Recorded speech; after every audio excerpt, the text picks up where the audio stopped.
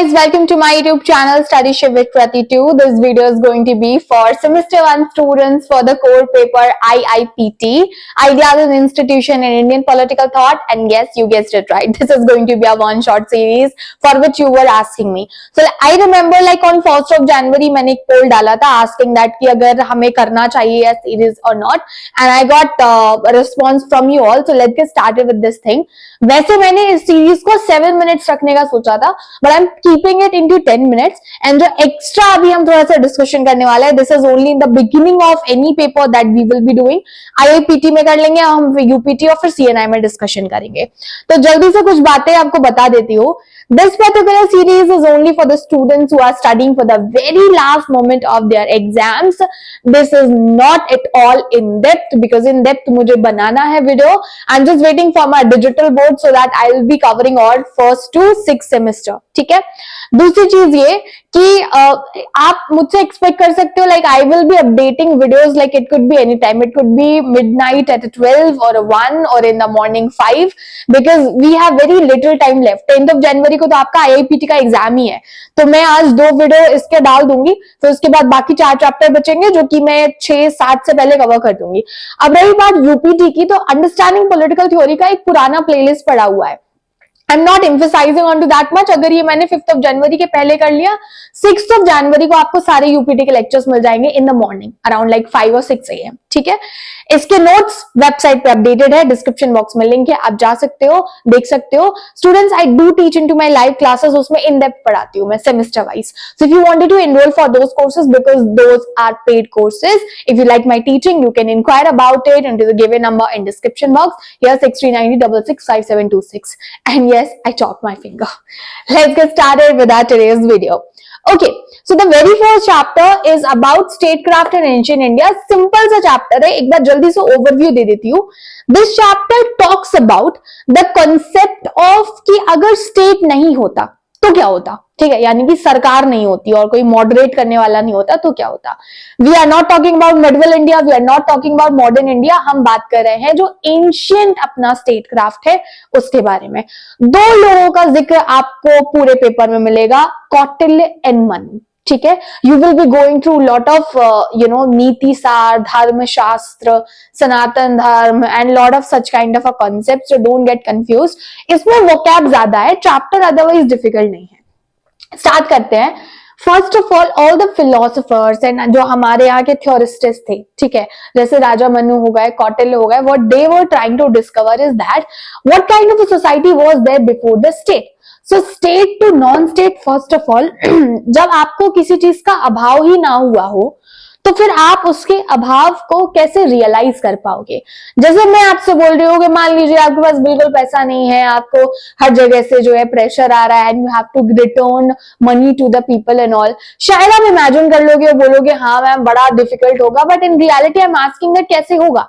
अगर एक्सपीरियंस नहीं किया तो आप ऑथेंटिक नहीं बता पाओगे. So they were trying to picturize themselves in the state जहां पे स्टेट एग्जिस्ट नहीं करता और एक सिस्टम जहां पे स्टेट एग्जिस्ट नहीं करता. तो state Guru out of non state.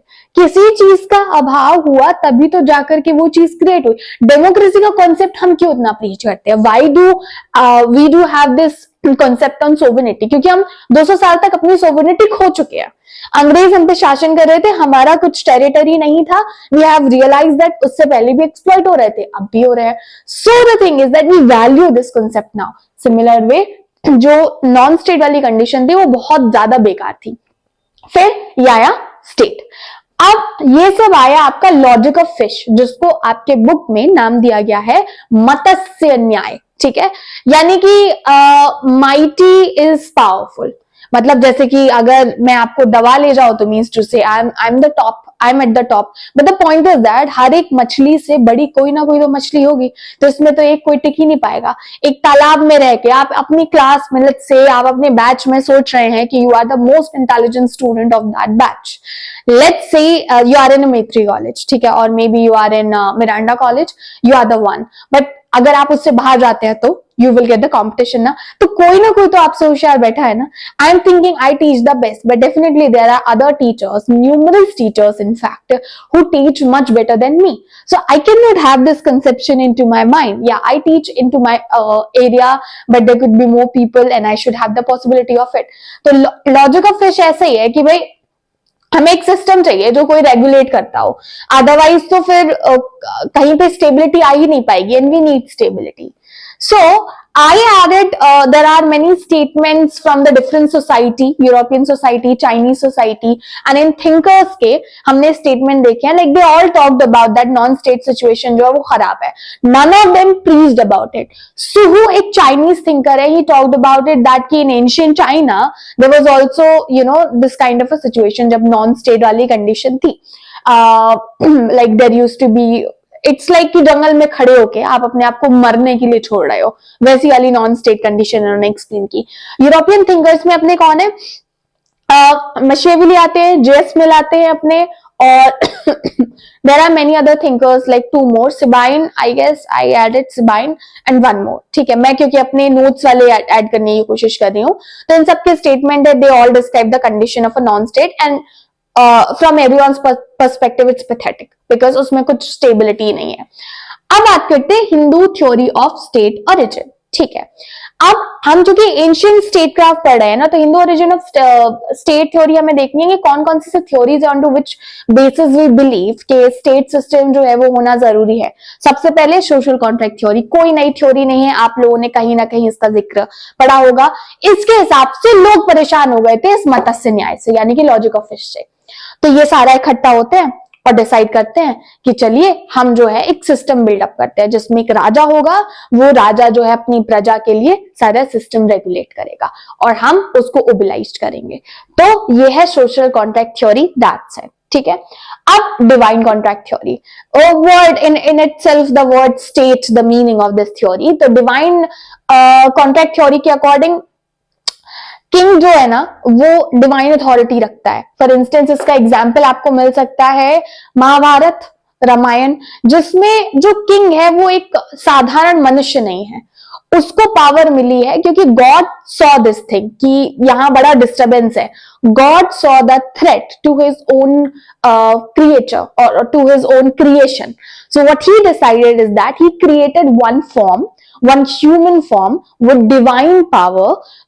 That particular form will be regulating the system and will be protecting God's creation. ये है डिवाइन ओरिजिन थ्योरी. और इसी थ्योरी का फायदा उठा करके बहुत सारे, क्योंकि बाद में जो लोग आए, they took a lot of advantage of people by exploiting them, oppressing them and so on, because not every king used to be good. अब आते हैं organic theory. Organic theory like society जो है वो एक ऑर्गेनिज्म है, तो जैसे कि इसके डिफरेंट पार्ट्स, हाथ का काम जो होता है, ठीक है, जो आंख का काम होता है, जो नाक का काम होता है, in similar way there are some elements. अगर वो एलिमेंट्स ऑल टुगेदर काम करेंगे तब ये सोसाइटी सस्टेन कर पाएगी, otherwise it will not be able to sustain. Same thing in a Sanatan Dharma, they advocated about it. Same thing has been advocated into the Shukra Niti as well, and in other like Dharma Shastra, Dharma Sutra and so on. तो ये जो है ना theories, आप जब go through करोगे in general जो ancient texts है उसमें डिवाइन जो कॉन्ट्रैक्ट थ्योरी है ना उसको प्रीच करते हैं. अब आता है टीएफओ, यानी कि the concept of organic theory by Manu. तो राजा मनु के हिसाब से ये कौन सी जो है वो सिस्टम को सपोर्ट करते हैं, तो कौन सी थ्योरी को सपोर्ट करते हैं, सोशल कॉन्ट्रैक्ट, डिवाइन, ऑर्गेनिक. इनका ना कॉन्सेप्ट ना डिवाइन जैसा ही है, बट मोर इसको थोड़ा सा रिलीजियस सेंस में ले जाओ.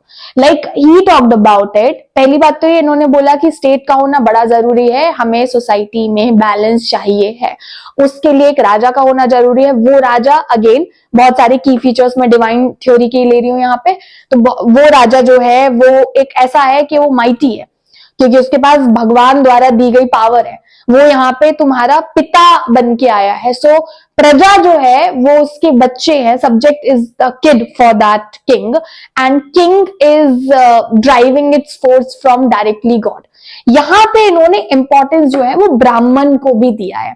तो इनकी जो थ्योरी है, जितना इन्होंने एडमिनिस्ट्रेटिव रिफॉर्म्स, एडमिनिस्ट्रेटिव सिस्टम पे फोकस किया, in similar way he is also focusing on to the Brahman's authority. For instance, king need to do all its duties with the form, जिस तरीके से धर्म चलता है, तो राजा को अपने धर्म का पालन करना चाहिए, ब्राह्मण के साथ चलना चाहिए, ब्राह्मण जैसा सजेस्ट करते हैं वैसा, because Brahman is the top structure of this society and whatever they are doing it बहुत ज्यादा सोच समझ के। तो ये इनका है, और इसके हिसाब से जो स्टेट है उसके इंपॉर्टेंट फीचर्स आपको बता देते हैं। स्टेट मिलके बना है लॉर्ड, यानी कि वो अपना किंग, मिनिस्टर मंत्री, कैपिटल, राष्ट्र, ट्रेजर, आर्मी एंड अलाई। तो ये जो है 1 2 3 4 5 6 7 7 एलिमेंट जो है इन्होंने अपने उसमें बताए हैं। बहुत डिटेल है कॉन्सेप्ट्स, आप मेरे नोट्स में जाके पढ़ सकते हो, मैं शॉर्ट में बता रही हूं ताकि आप फेमिलियर हो जाएं इस चीज से। लॉ ऑफ मत्स्य न्याय, देखो मत्स्य न्याय पे बड़ा जोर दिया गया है, वैसे तो मैं इसको एक्सपेक्ट नहीं कर रही हूँ एज अ मेन क्वेश्चन आएगा, बट लेट्स से अगर आ जाता है तो नोट मेकिंग के लिए प्रॉपरली तैयार रखिएगा।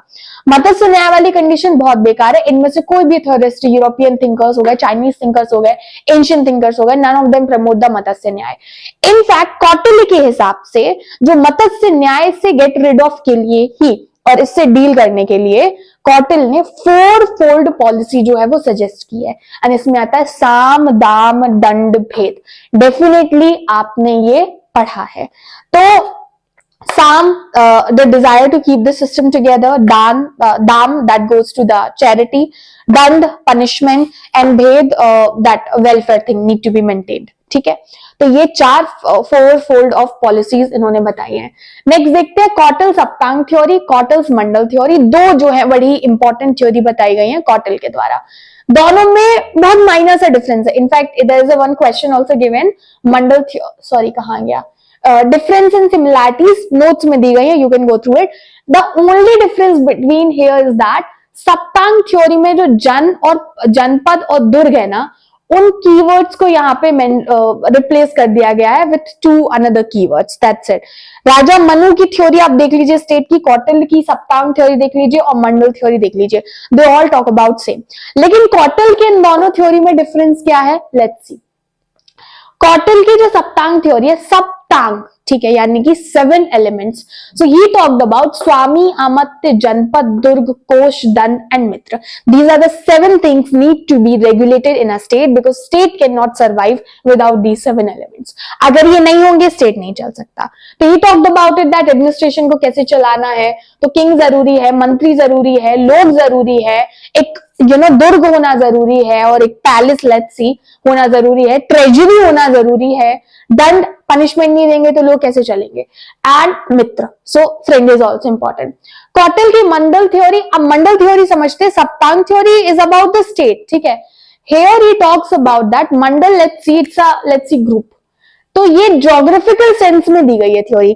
Here they talk about that कि दुश्मन का दुश्मन कौन होता है, दोस्त।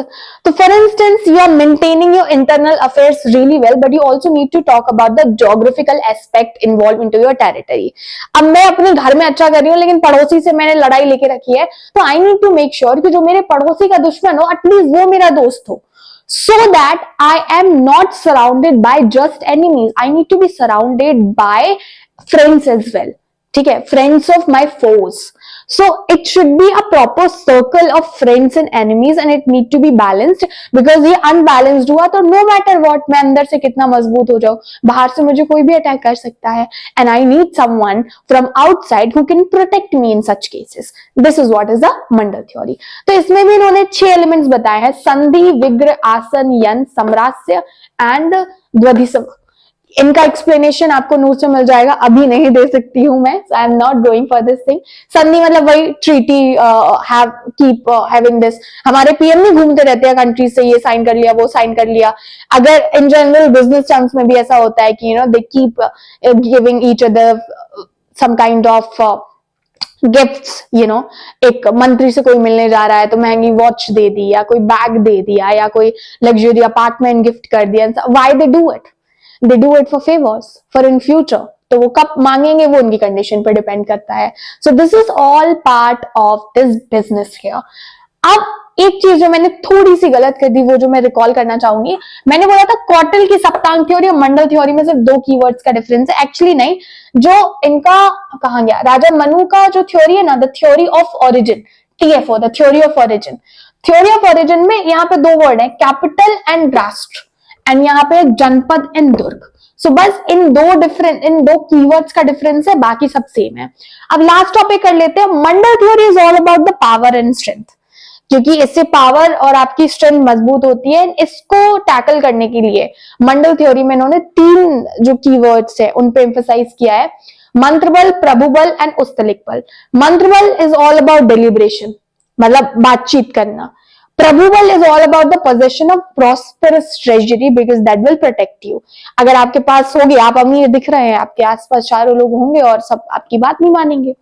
उस्तलिक बल, strength of sovereignty and material, no matter what you should have your own sovereignty. तो ये सब कौटिल्य के कंसेप्ट्स थे। कौटिल्य को हम इतना क्यों पढ़ रहे हैं, ये एंशिएंट क्राफ्ट में कैसे आ गया? Modern administration stayed up only for 150 years, which is not a big deal in comparison to Indian subcontinent अगर देखा जाए। उसके अलावा कुशान्स आए, गुप्ता आए, तो but why we are reading them, क्योंकि उनके जो एडमिनिस्ट्रेटिव स्किल्स थे और जो उन्होंने सिस्टम मेंटेन करके रखा था, वो आज भी हम अपने सिस्टम में यूज करते हैं। उसकी स्टडी की जाती है, other countries are studying it because those were very unique. उन्होंने राजनीति नहीं, उन्होंने कूटनीति बताई थी कि how you can serve. At the end it's all about that state need to be protected, not the king. State need to survive. The system shouldn't be fall out because of one person fault. If that's happening, remove that person, but not the system. And it should be corruption free and all. हालांकि वो फिर faults अलग हैं कि क्या आ जाते हैं इसमें। तो this is what is all chapter about. Repeat कर देती हूँ, आपने फोकस करना है जो भी इसकी स्टेट ओरिजिन थ्योरी है वो बहुत इजी है, सिमिलैरिटीज है बस इसमें, बाकी सब कुछ सेम ही है। लॉजिक ऑफ फिश और मत्स्य न्याय you should know. Mandal theory और सप्तांग थ्योरी में से कोई एक कर लेना, दोनों करने की जरूरत नहीं है। And theory of money, that's it from my end. And in case if I'm missing anything, you can tell me in the comment section, hit the like button, share this video and subscribe to Study Shift with Krati 2 for more such kind of video content. Bye bye for now.